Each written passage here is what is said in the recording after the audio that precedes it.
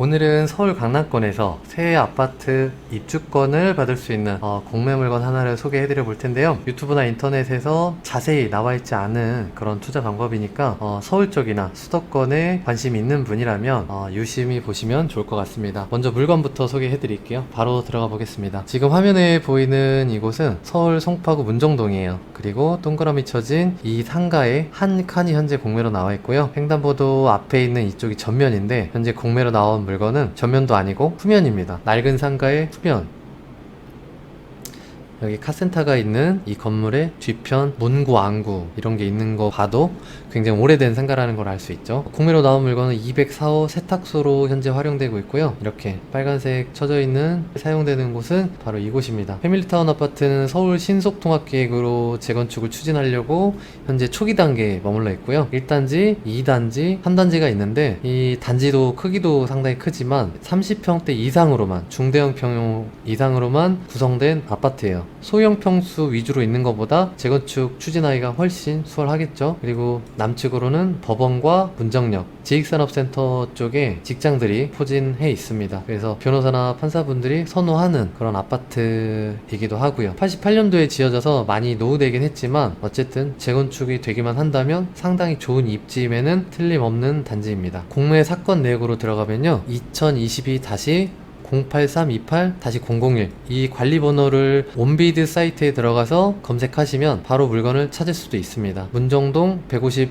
외 1필지, 그리고 올림픽 패밀리타운 상가 사동이 호순이 상가고 204호예요. 그리고 감정가는 현재 5억으로 나왔고 압류재산은 세금 체납으로 인해서 공매로 나왔다라고 생각하시면 될 것 같습니다. 대지권의 면적은 8.3359, 약 6평 정도, 건물 면적은 약 6.371평 정도. 위임기관은 송파구청에서 세금 체납으로 한국자산관리공사에 의뢰를 해서 공매가 진행 중이고요. 그리고 처음 공매로 나왔던 건 시간이 좀 됐는데 계속 보류되고 연기되고 하더니 이번에는 공매로 진행이 되는 것 같아요. 그리고 첫 기일에 공매로 매각될 확률이 좀 있을 것 같습니다. 현재 첫 기일 진행 중이에요. 경매나 공매 입찰할 때 가장 중요한 서류가 있다면 바로 명세서죠. 경매에는 매각물건 명세서 가 있고 공매는 재산명세가 있는데 이 집행기관에서 이 서류를 기준으로 매각 절차를 진행하니까 여기에 오류가 있다면 매각 불허가를 받을 수도 있겠습니다. 지금 위쪽은 아까 설명드린 내용하고 동일하니까 제일 궁금하실 권리관계와 임차인 현황을 살펴보겠습니다. 먼저 아까 세탁소에는 송땡땡님께서 사업자 등록이 2021년 2월부터 사업을 개시해서 현재 보증금 2천에 월세 50만원에 현재 운영하는 것으로 조사가 되어 있습니다. 그리고 사업자 등록일이 2021년 2월이에요. 등기사항 압류 설정 일자가 2020년 6월, 등록일자보다 빠르죠. 해서 현 임차인은 대항력이 없고 등기상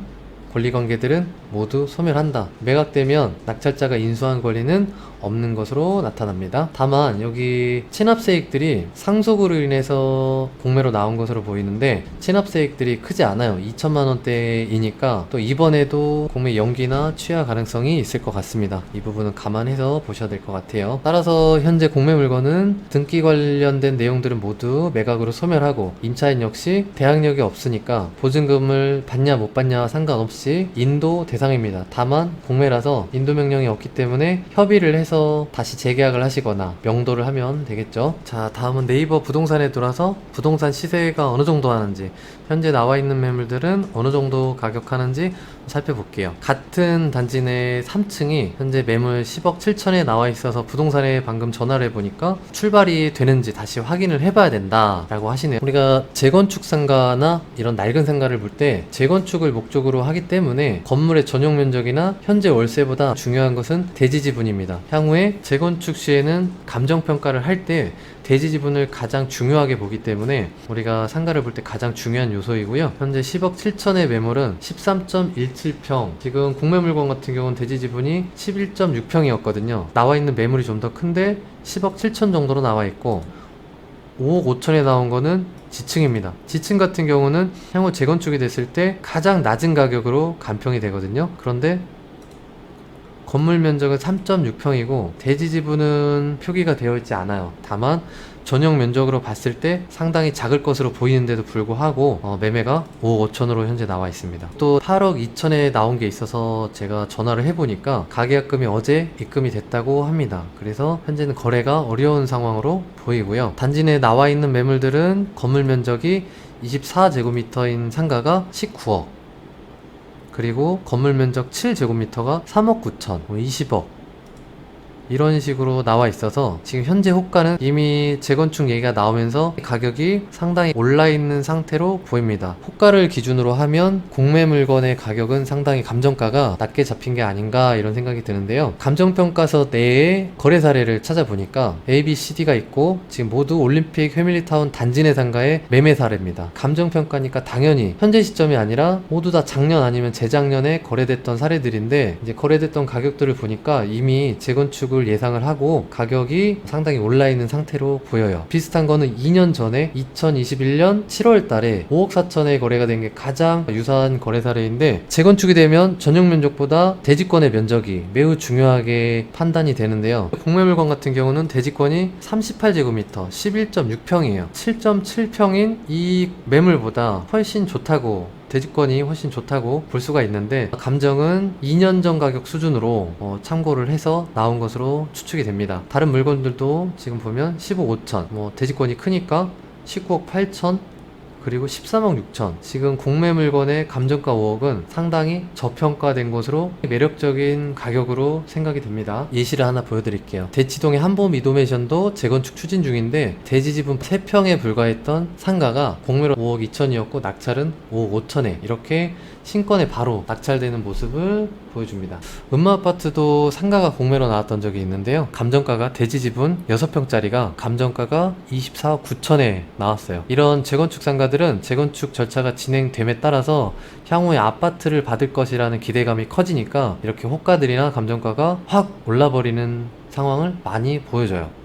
재건축 상가에 관심을 가져야 되는 이유를 부동산이 시간의 흐름에 따라서 어떤 가격 흐름을 보이는가 한번 추상적으로 그려봤는데요. 단지 내 아파트가 있고 상가가 있습니다. 아파트 같은 경우는 길게 30년, 40년을 놓고 봤을 때 중간중간 부침이 있고 가격이 떨어지기도 하지만 최근처럼요, 장기적으로 봤을 때는 이렇게 쭉 우상향한다고 볼 수 있어요. 그런데 재건축 상가 같은 경우는 처음에는 평당 가격이 아파트 신축할 때 아파트 평당 가격보다 상가가 더 높습니다. 당연히 상가 위치도 더 좋고, 그리고 저층이니까 평당 가격이 높을 수밖에 없겠죠, 분양가가. 그런데 시간이 지날수록 임대료는 그렇게 올라가지 않죠. 상가는 임대료 수준에 따라서 거래가가 형성이 되니까요. 시간이 지나서 재건축을 앞두고 있거나 재건축을 추진하게 되면 향후에 아파트를 받거나 새로운 상가로 바뀔 거라는 기대감 때문에 급격하게 가격이 변화하는 모습을 보여줍니다. 그래서 음마나 둔촌도 그랬고, 재건축을 추진 중인 올림픽 선수 기자촌 같은 경우도 이번 기준으로 4천 5천 했던 상가가 평당 2억 이상으로 오르기도 했어요. 그래서 이 적당한 시점에 가격이 오르기 전에 재건축 상가를 취득하고 장기적으로 기다릴 수 있다면 상당히 좋은 투자가 될 수 있는 거라고 생각을 합니다. 자, 오늘 물건 정리해 볼게요. 이런 재건축 상가 같은 경우는 월세가 얼마 안 되기 때문에 대출을 과도하게 받게 된다면 가지고 가는데 상당히 부담이 될 수 있습니다. 재건축 기간을 장기적으로 보고 따라가야 하는데 대출을 많이 받았다면 심리적으로 쪼들려서 조기에 빠르게 매각하는 경우가 생길 수도 있기 때문에 그런 부분 조심하셔야 될 것 같고요. 서울시에서 신속통합기획을 내놔서 빠르게 따라간다 하더라도 7년 8년 이런 시간이 장기적으로 걸릴 거고, 또 그런 과정에서 상당한 진통들이 있습니다. 특히 이런 상가는 절대 다수의 아파트 조합원들에 비해서 상가는 훨씬 소수이기 때문에 그냥 낙찰받고 또는 매매해서 가볍게 갖고 있으면 해결되는 게 아니라 적극적으로 나서서 자기의 목소리를 내야 상가가 어떤 유리한 포지션에서 정관이 작성이 되고 권리를 찾을 수 있다라는 점 염두를 해서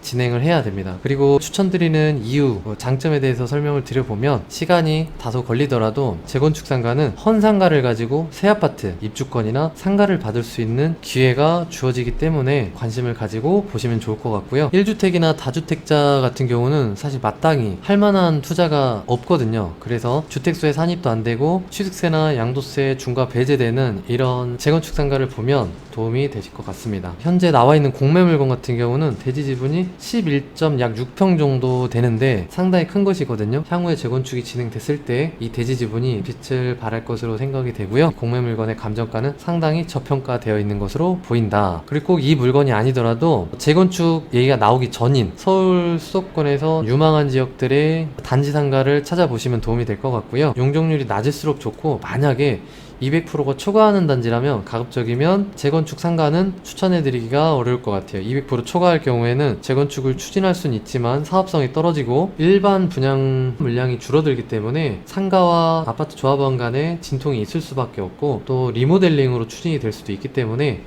용적률이 높은 그런 단지는 거르고 보시면 좋을 것 같습니다. 자, 오늘 물건은 급하게 영상으로 만들어 봤는데요. 이 물건이 아니더라도 이런 재건축이 예상이 되는 아파트 단지 내에서 좀 저렴한 물건들을 매매든 경매든 공매든 취득하고 보유하실 수 있다면 분명히 좋은 기회가 되실 겁니다. 오늘 영상은 이 정도로 마무리를 해보고요. 오늘도 시청해 주셔서 정말 감사합니다.